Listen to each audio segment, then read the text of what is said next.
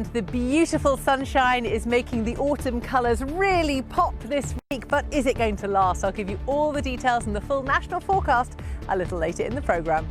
And here in the beautiful orchards at Audley End House and Garden, autumn is at its most abundant. But how is everything coping with this week's frosty nights? And what's to come next? I'll give you all the details just after the break. It really has been, and I do love it when the forecast is absolutely bob on, as it so often is. Of course, there are a few nicer places to be than here at Audley End House and Gardens in Essex.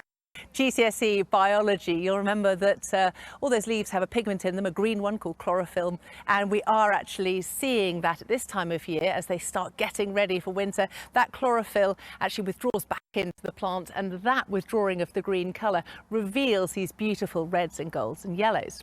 But at the moment, of course, we're seeing those clear skies by day, giving us some very cold conditions at night. And if we have a look over the next few days, it remains a cold picture at night.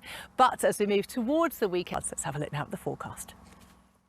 So quickly before I go, there have been a few questions about whether Hurricane Gabrielle is going to affect us. Actually, no, it's heading across Spain, but actually it is going to potentially give us some better conditions again for next week. Not too bad.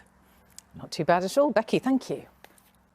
So talking of those chilly nights, I have to say it really is starting to get quite chilly here, and definitely we are expecting to see more in the way of the chilly conditions overnight tonight and through tomorrow as well. But the next few days gives us largely settled conditions once again, some lovely sunshine as well during the day. A little bit of early cloud though across the southern and eastern areas. But looking ahead to tonight, it's a really settled picture. This is what high pressure does. It really sort of puts the lid on the stuff and it gives us those clear, very dry, very settled conditions. A little bit of mist and fog forming in places, cold to the west, and just look at those temperatures in the countryside. When you don't have that heat and that latent heat from the town, those temperatures are able to drop well away, and temperatures dropping down to around -2. Worth noting actually, of course, that when you saw those temperatures earlier on, not everyone will be getting -2 as you can see, but certainly it's just indicating how cold it can be for some.